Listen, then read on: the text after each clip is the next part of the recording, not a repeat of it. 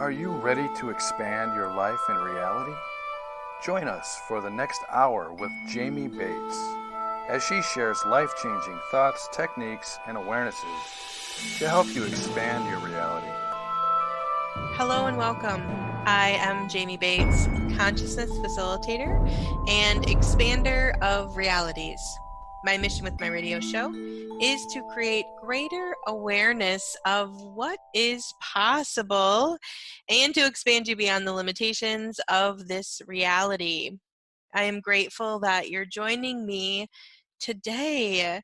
And today I'm talking about creating a conscious marriage, communion, relationship, however you would like to word it. Friday, 2 days from now, today is March 25th, 2020. And we're definitely in interesting times right now. And I kind of went back and forth on what to share today. And this just really felt very appropriate because my wedding anniversary is actually in 2 days on Friday. And I really wanted to kind of share how I have created a conscious communion with my husband. We're getting ready to celebrate 7 years during this crazy time in our reality right now. And essentially, I just wanted to really share what I've learned about really creating a conscious communion, about creating a conscious partnership with your partner, your spouse, whether it's you, you're married or you're in relationship, or even if you really want relationship, okay? Because it is really possible for each and every one of us to have this conscious communion. So I wanted to share kind of tips and tools. And even if you've been married and you feel like your relationship isn't really working out how you desired it to be, it is possible to shift and change your relationship. So today I'm going to share those tips and tools. And I wanted to even share a little bit of more intimate details about when me and my husband got married. So I'm going to take a little bit of time and space and kind of share with you our journey, um, the last 7 years, but also leading up to getting married ourselves. Yeah, so today we're going to really kind of dive into creating that conscious relationship. And I know many of us, kind of all over the world, we're kind of in lockdown mode right now, right? And if you're having issues with your partner, spouse, if you're currently in relationship, uh, right now can be a very trying time for you. So I thought this would be a really good chance or opportunity to really kind of spread some consciousness within relationship, because if you're listening to this show, regardless of, man, woman, how long you've been married, whatever, you have the power to really shift and change your relationship into that conscious space. And if you're desiring a relationship and you don't have one right now, using these kind of as a guideline to build your relationship moving forward. It's time for us to really do relationship differently than before. So let's go ahead and get started today, and let's go ahead and take some nice deep breaths. Yeah, and if you're feeling frustrated or overwhelmed with what's going on right now in the world, I totally, totally get it. So let's just take a little bit of time to kind of decompress and unwind from any upset that you may be feeling in your body and your being. Yeah, taking some nice deep breath, understanding that, creating conscious communions, really, I'm going to give you these guidelines here, but I would like to kind of preempt this with, this is true for any relationship that you have. You can use the same exact guidelines I'm going to be sharing today about marriage or partnership, that you can really truly use for, your children. You can use these same guidelines for family relationships. There really isn't any any limitation in which you can use these guidelines that I'm going to be sharing today. So if you're having difficulties in the relationships around you, you can kind of use these same steps as a guideline in any relationship. So let's just take some nice deep breaths, and let's go ahead and put our barriers down. Our barriers down, our barriers down, our barriers down, our barriers down. And let's go ahead and expand out. So let's go ahead and make yourself as big as the go ahead and make yourself as big as the building that you're in. Go all the way out and all the way down and all the way up. And go ahead and make yourself as big as the city that you're in. Go all the way up and all the way down and all the way out. Remember, we're just expanding on our beings and our bodies. I know if many of us are, feeling contracted because maybe we're within our house, or if you are still working out in the community, right? I know that you're really probably super overwhelmed and busy. So either way, whether you're inside the home or even working outside the home, I know that there's a lot of contraction being thrown around right now. So we really want to get into this expanded space. Yeah, nice deep breath. And go ahead and make yourself as big as the state that you're in. Go all the way out and all the way down and all the way up. Nice deep breath. And go ahead and make yourself as big as the country that you're in. All the way out and all the way down and all the way up. Nice deep breath. And go ahead and make yourself as big as the planet that we're on. As big as planet Earth. Bigger, faster, bigger, faster, bigger, faster, bigger, faster. Yeah, nice deep breath. Becoming one with everyone and everything in the universe. And the multiverse, multiple universes. And times that by a million, times that by a million, times that by a million, times that by a million. All the way out to the space of who you be as the infinite being that you be.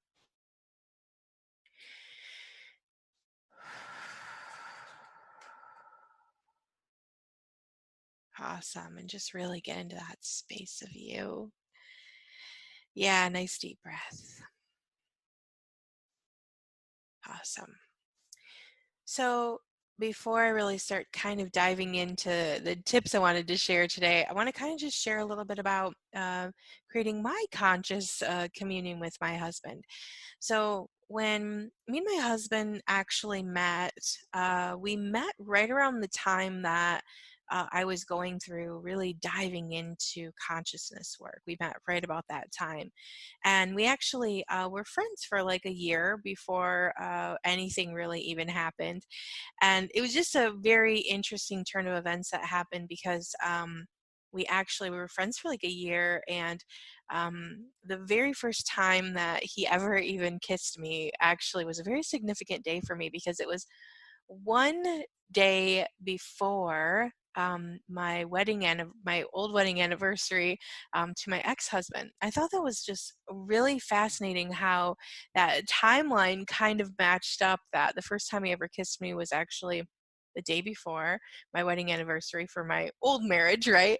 But I didn't even realize until it had happened like a few days later. It kind of clicked with me like, oh my gosh, it was actually the day before I had gotten married before. And although it was like, gosh, I don't even know, 10 years later, um, after my first marriage, it definitely had an interesting energy to it. So from there, we dated for quite a while, and he had asked me to marry him. And we kind of sat on, after he had asked me to marry him, I don't know, it'd been quite a while, maybe a year, a little over a year. And at one day we weren't really sure. I honestly truly wasn't even really sure that I wanted to get married again. I was in this place where it was like, okay, well, I don't even really know that I want to recreate a marriage again, right? Because my divorce had been, so kind of the upheaval of it had really taken a toll on me. And so uh, when we decided to actually get married, I knew that uh, number one, I really didn't want to take a new oath. I didn't want to make a new oath or a vow till death do us part. As I was really, really aware that as an infinite being, I never actually die. I wanted to make a conscious choice to choose to be with him in a union, in a marriage, right? And so what we actually did was we wrote our own vows, and we actually set it up so we actually chose to be together for 50 years with the option to renegotiate at any time. So we agreed that we would stay together for 50 years, and again, we put that clause in our marriage. I can't even remember what we actually even called it, but we did not call it our oaths and vows because we did not want to make an oath or a vow. Um, so we actually just wrote our own little marriage ceremony. And we, again, made that conscious choice to stay together for 50 years with the option to renegotiate at any time, really agreeing to make the contract instantly void, okay, if one of us dies before the contract is complete. Because what we didn't want to recreate is having to like be in each other's lives again if we didn't want to. Okay, because here's the thing. When you make an oath or a vow to someone, so let's say if you've had 200 lifetimes here on this planet, which is very feasible, I feel like, for each and every one of us, we could have really been here for 200 lifetimes, okay? And if you think about that for a moment, and if you have been married even one time in every one of those lifetimes, you have repeatedly made oaths and vows to potentially, probably not that many people, because you've probably continued to recycle that person in your life over and over and over and over, right? And that's why I see, like, a lot of people, they're in like a toxic relationship and they don't even really like each other. There's so many people in those types of relationships, and I can say I've been in one as well, so I get it. Where you just, like, you don't even like each other, you don't really even get along, but you can't stay away from each other. That's more than likely because you've been together for lifetimes and lifetimes and lifetimes, and you have these oaths and vows to each other. And so you keep recycling your experience together. And we didn't want to create that. We wanted to really understand that choosing to be together was a conscious choice. So we made that contract instantly void if one of us dies, right? We also added that if either of us decide to no longer desire to be married, that we would allow for a conscious separation, understanding that, you know, people shift and change and things shift and change, and this is not do or die. This is consciously choosing to stay together every single day. And if at some point he decides that he doesn't want to continue to stay married to me, then that's his choice, and I can allow him to go. Same with me. We don't have to be locked into this position where it feels like, he's mine and I have to, have this control over him. No, we have conscious relationship and we're open. And that doesn't mean that we see other people or, we go outside of our relationship. That just means that we are very conscious and aware that if at any point one of the relationship stops working for either one of us, and either one of us wants to leave the relationship, that's okay for either one of us. So we wanted to make sure that was clear going into that. So we wrote that in our vows or I said vows again. We wrote that in our wedding ceremony, if you will. And when we were really looking at, like, okay, so when did we want to get married? One of the things that kind of really clicked for me was I'm really big into numerology. I've always really been attracted to numbers. I love to kind of look at dates, specifically addresses. I really love the attraction of numbers. And so one of my most significant dates in my own life, obviously, is my birthday, right? And I was really looking at this marriage as kind of like a rebirth of me. Whenever you change your name, that also changes your frequency, right? So I was very aware that when I took on his name, I was going to be changing the frequency of who I was. Now, if you're a woman and you're listening to the show, I know that you can identify with, if you're married and you've been married for any amount of time, you know that your married name is, you are a different person than you were as your maiden name, right? Like, I look at my maiden name, my original maiden name, and then I look at who I transformed into when I married the first time, right? When I changed my name the first time. And so I was very aware that when I changed my name again, it was going to create me as a new person. And I wanted to create that new version of me in a way that I was consciously choosing to create that new version of me. So in numerology, my birth date is kind of one of those things that has always, I'm going to say, it's one of these things that I've always, I don't know if when I got into numerology as a teenager, my birth date is 396. Okay, and in my birth chart, there's threes, nines, and sixes all over in my birth chart, and so I really wanted to kind of go along with that same pattern. And it just so happened that in 2013, there was actually one date that actually matched the same numbers as my birth date, which was 396, right?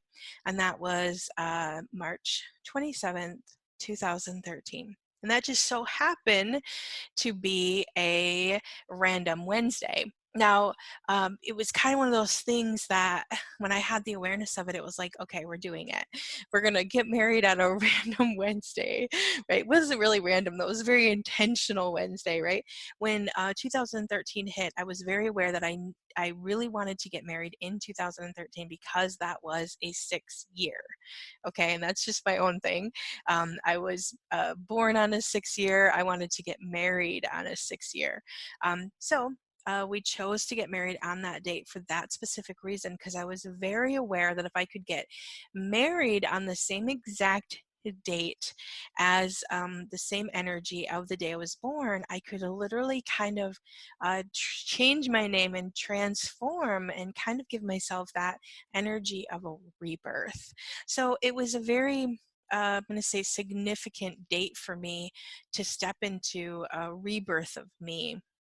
And by doing that, because it was changing my name, I wanted this to be really conscious intention.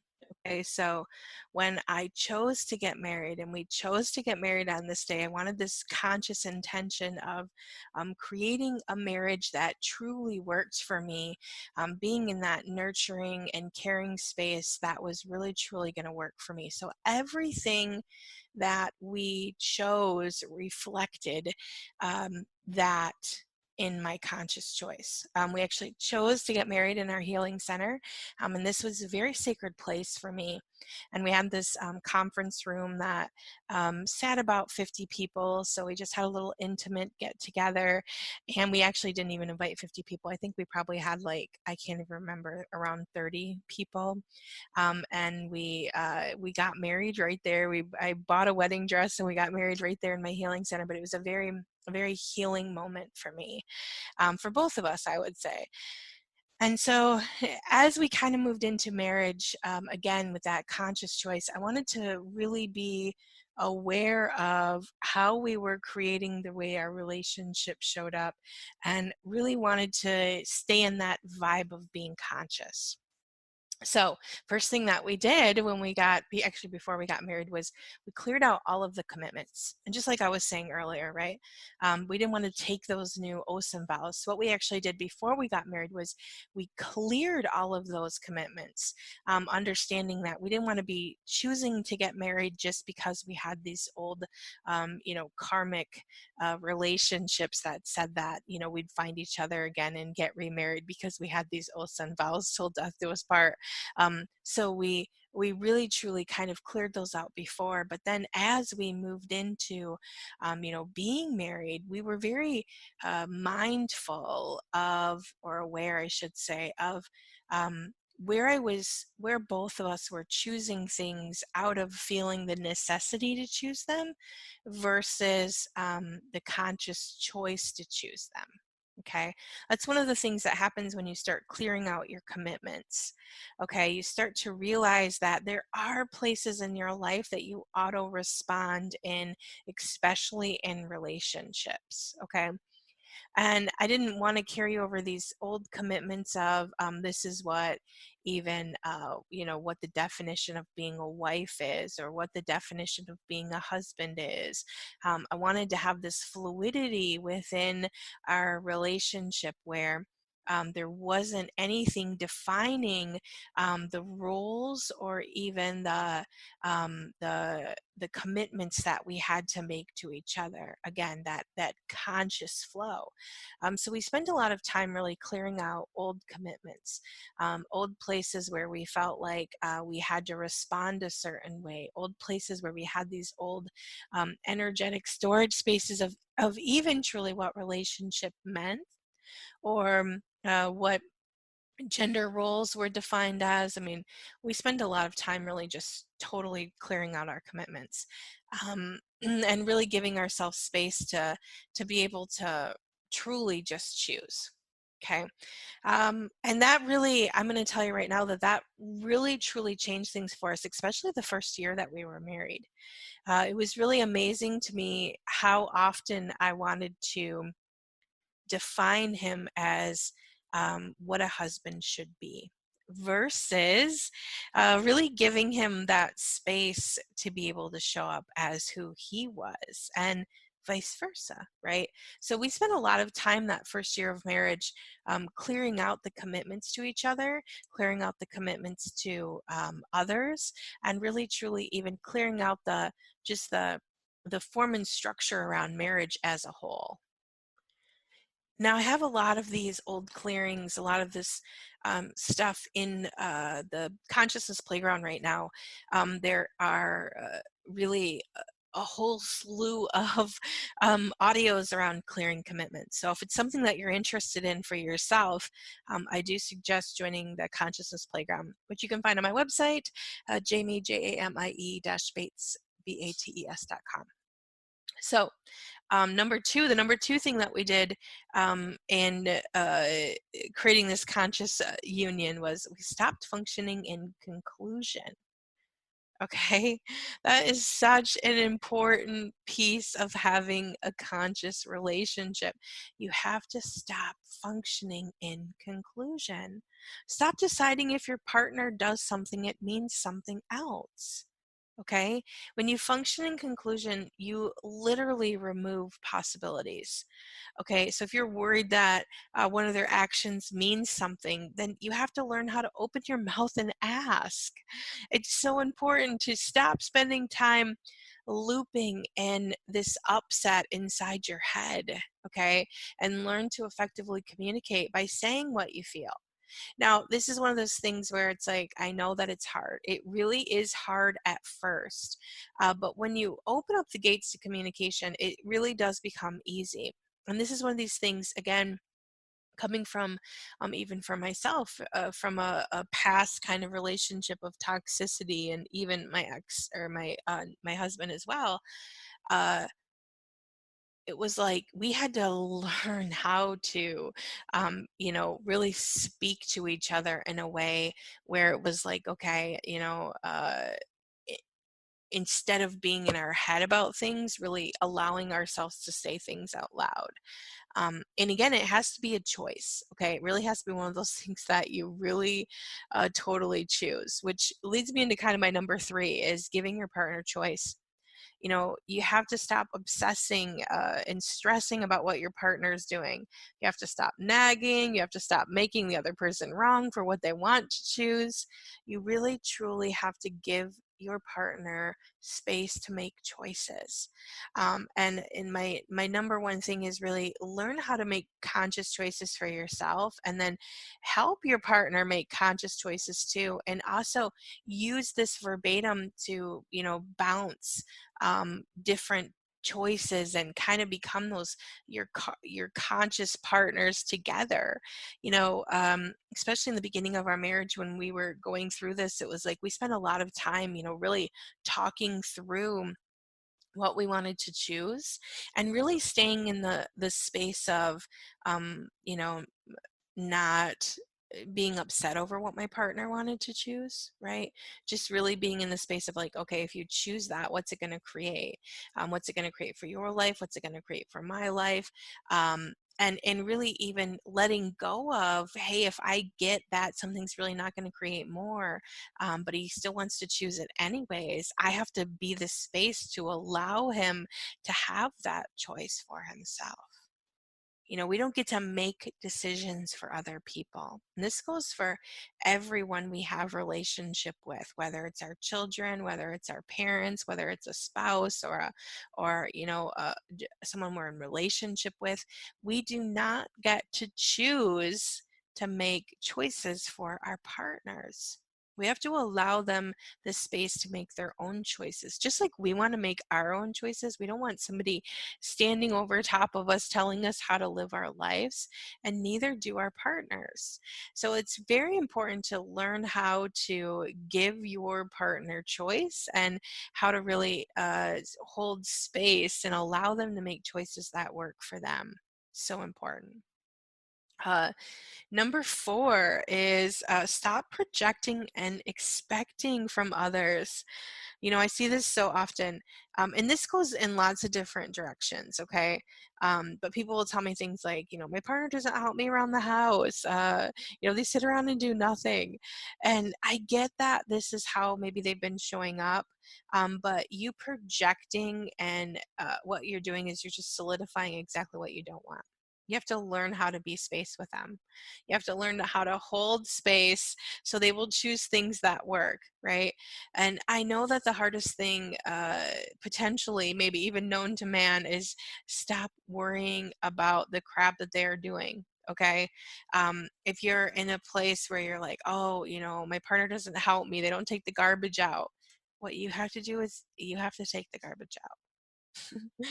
I'm being serious here. And then you have to let it go. Okay, because eventually what happens is when we have this expectation and we start projecting at someone else that they're not upholding the expectations that we have of them, all it does is create resistance.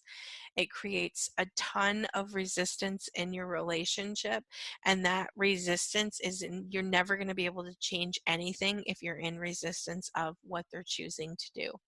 Okay, you have to let that go. You have to allow yourself to take some nice deep breaths, and you have to start doing what you want to get done.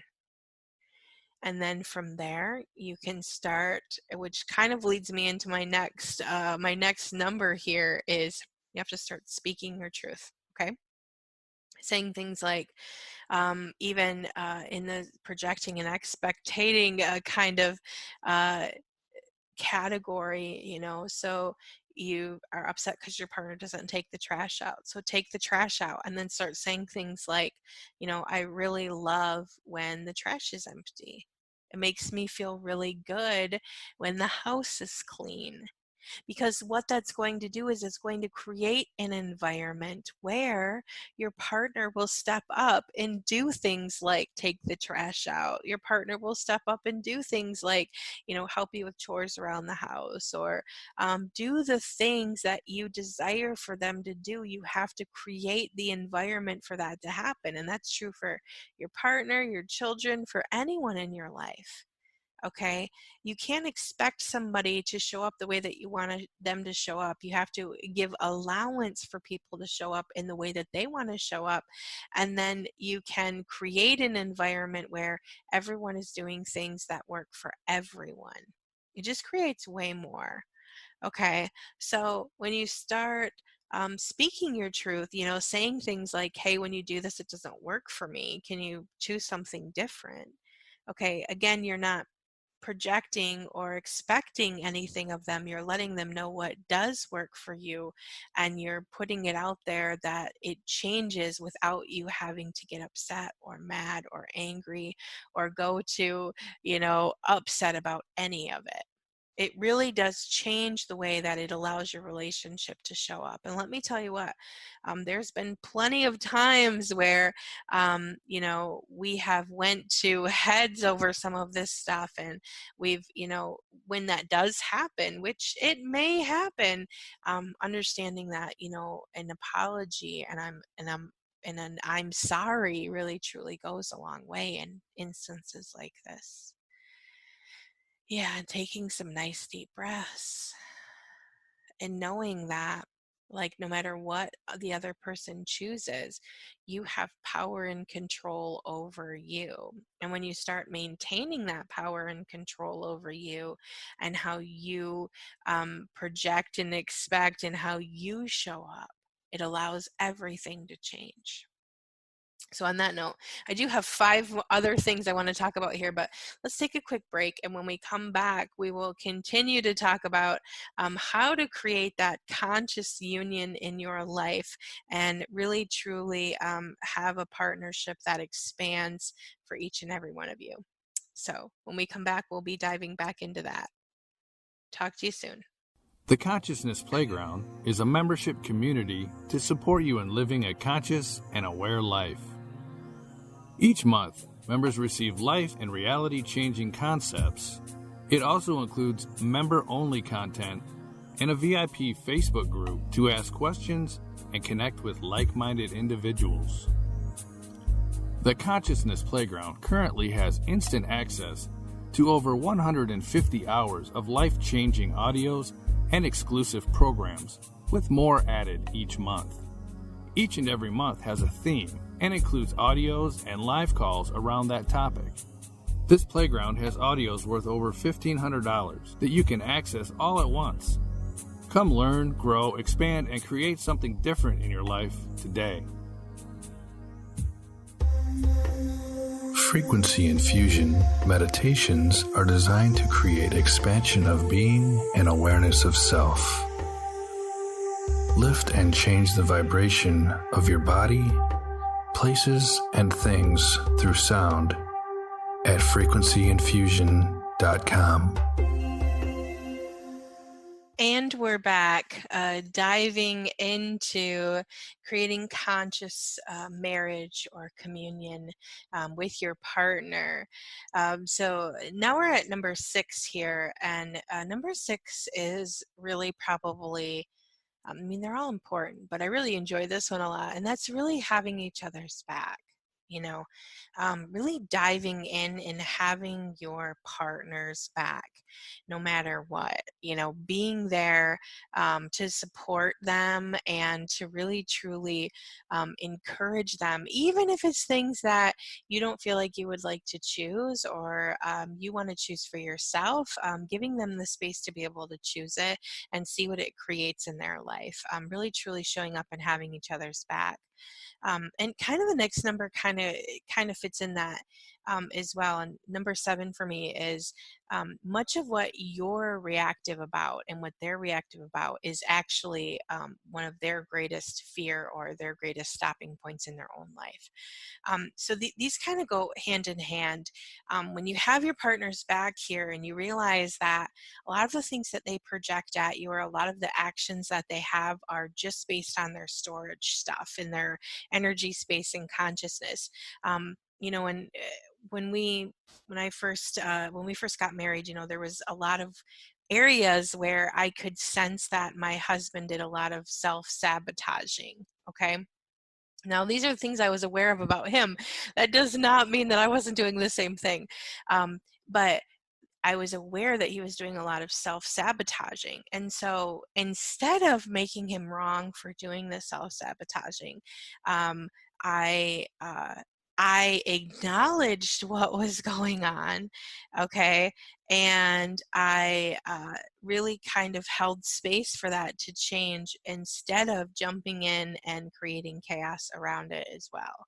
I hope that makes sense. But he had a lot of patterns where let's take one of the most prevalent patterns I think probably that he was going through was the energy of where he expected me as a woman, I will say, to be angry with him and disappointed in the way that he did his tasks. Okay. I know that that seems really weird. Like, why would somebody expect you to be disappointed? But when you grow up, um, especially with the woman in his life was always disappointed in him, so it kind of became this energy where it was like, I can't do anything right anyways, so I'll just, you know, do it wrong and, you know, whatever. half-ass it. I just swore, I know, I'm sorry. um, and then, deal with the wrath of it was kind of the energy of it. And it was like, okay, well, that doesn't actually work in an adult relationship. So we had to find a way to change that pattern. And this isn't in everything, okay? It's not like it was in every single thing that we did, but there was times where that would show up in certain um, areas of our life. And if you're really honest and true with yourself, you can see that, every single one of us has little patterns like that where it's like, gosh, why am I doing that? It doesn't actually create more, it doesn't actually fulfill anything. It's just these old patterns that we're looped into, especially that come from childhood. So being willing to dive in with them and really look at, hey, you're perpetrating this pattern and it doesn't actually work for you, because it didn't really actually work for him either. Like, he didn't really like that he was doing those kind of things, but he didn't know how to change it. So instead of making him wrong for those periods or those times, I was willing to go, okay, well, let's look at this together. And again, I'm not saying that I was innocent either, because I definitely had lots of patterns within me where I was doing similar things, um, that were creating kind of a similar energy. And so, we were able to really even dive into those things for myself as well and really clear those out too. Because I was, again, we were interested in having the best possible outcome and the best life together. And when you dive into a relationship and that's kind of your goal is, let's have best possible outcome and the best possible life together, you have to understand that you have to dive into those areas where you have patterns and you have, old storage spaces of expectations, or even, perpetrations of patterns that really don't work for you.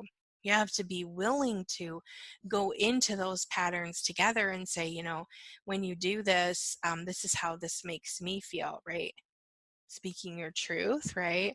And going, can we change this pattern? And I'm not making you wrong for doing that, but I just want you to see how it's creating in our life and understand that, again, we both, on both sides, like, you may have things, your partner may have things that you're doing and that you're upholding that really don't work for either one of you. And when you start holding the space of like, hey, I got your back. I know I'm not going to like leave you over this issue, but I do know that we need to dive in and we need to change it. So, really understanding that, having each other's back and understanding that a lot of that reactive stuff can be changed. Um, so yeah, that's kind of my number 8 as well, that realize that much of the upset that you're feeling is in place. You may actually require a change in yourself as well. So if I'm feeling frequently frustrated, right, if frustration is one of my main kind of patterns that I perpetrate, I have to also acknowledge that I'm holding a space for frustration. And when I hold a space for frustration, what that actually does is, it actually allows my husband to frustrate me because I'm holding a space for frustration. So if I find myself in a repeated pattern where I'm continually kind of looping in old energies that don't actually work for me, I realize that I have to change. Okay, if I'm always feeling irritated or I'm always feeling overwhelmed with, my spouse, I know that that's really a call to action for myself. Yeah. That's a big one right there. And then number 9 is really receive where they function. Okay. If I stay in my awareness about where my husband is functioning in certain areas, um, I can acknowledge that my husband is very different than me, right? And I wouldn't want to be married to somebody who is exactly the same as me, right? I like the diversity in our relationship. I like that, he thinks one way and I think another, right?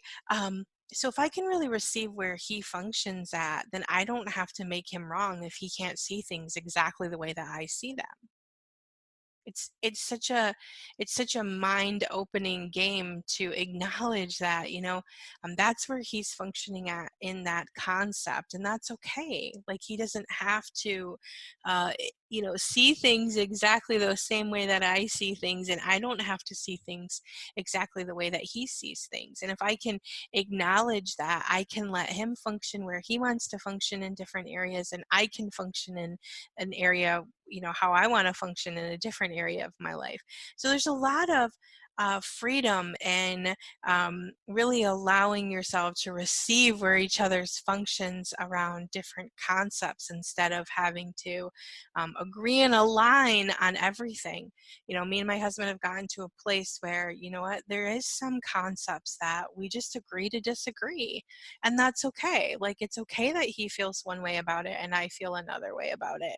We don't have to be on the same page with everything in order for our life to flow. And then that leads me to the last thing, being an allowance of who they are. I can acknowledge and be an allowance of who my husband is, and without, any wrongness, or I can just acknowledge, where he's functioning at, what, he desires, and he can be an allowance of who I am and where I'm functioning at. And it really just allows your life to flow with so much more ease when you can just be an allowance of who your partner is. If you're with someone that you feel like you can't be an allowance of who they are, if you're with someone that you're feeling a lot of resistance to a lot of these things, you may just really be functioning in a relationship that doesn't work for you. And I know I kind of went kind of fast through some of these, but essentially, it's when you function in conscious relationship, you have to really learn how to function differently.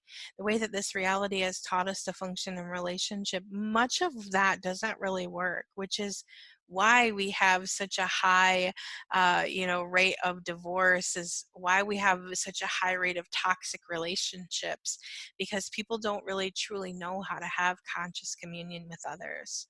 And it's a big paradigm, and I kind of skimmed through and went fast, and I hope that I was able to kind of put a couple of these pieces together for you. But essentially, it's really about taking the conscious model and really truly applying it to every area of your life, including your communion, your relationship, your partnership with someone else. And if you're lucky enough, like I am, to find someone who is willing to really support you through transitions, who's willing to really dive into different places, and even is willing to kind of have your fully have your back and say, hey, here I feel like you're operating in a little bit of unconsciousness, and we need to go in together and we need to clear this. Having someone who is willing to show up for you and really help you create yourself as a conscious being and really create themselves as one too. Me and my husband have went through so many different transitions during the time, even in the past, I would say, our life is still, it's a continuous flow and movement forward. And, we're at a place now where we function pretty effortlessly when it comes to these things. And if there's places where, something comes up, we're pretty good now about diving into it and about not making it wrong, or about not making the other person wrong. It's really just about maintaining a space of allowance for each other and understanding that you're on a conscious journey together. And there really isn't any right or wrong on how you want to live your life. It really truly does boil down to choice. Yeah. I just take a nice deep breath and breathe it in. I feel like I was just talking really fast for a little while there. I got a little ahead of myself trying to hurry because I know that I am running short on time. Actually, I'm actually doing pretty good for today, so that's good. So on that note, right now, many of the audios that I have in the Consciousness Playground, that's really my big go-to at this point. Learning how to be an energetic receiver, which is my new program that's in there, really learning all of the steps to consciousness. If you have a partner in your life who's willing to dive into those with you, you can really shift and change your relationship, because as you shift and change, your partner shifts and changes, and you can really become that greatest expression of you. And that, again, is available in the Consciousness Playground. Right now in the Consciousness Playground, with all of this upheaval that we have going on right now, you guys, I'm doing a weekly call. We're really diving into, what we're aware of what's going on right now. We're really in a place of really consciously receiving. I'm also doing some free live calls. I've done one for the past 2 Sundays for everyone who would like to join. Those are also posted on my YouTube. If you haven't followed my YouTube yet, you can go follow that. There's lots of information, lots of videos available for you to help you shift and change your life as well. So with all of that being said, you can check out the Consciousness Playground on my website, Jamie, Bates, BATES.com. Really dive in there. There is really so much information available and so many programs to really, truly help you shift and change your life. I would love to have you join me on the Consciousness Playground. I would love to have you really, join my consciousness community. We're really doing lots of things to hold that space of peace and ease and really create yourself as the conscious being that you desire to be. I would love to have you join me there. If you have any questions or would like to reach out to me, you can also join my Facebook group, The Conscious Empath on Facebook. Also, my Facebook page is on there as well.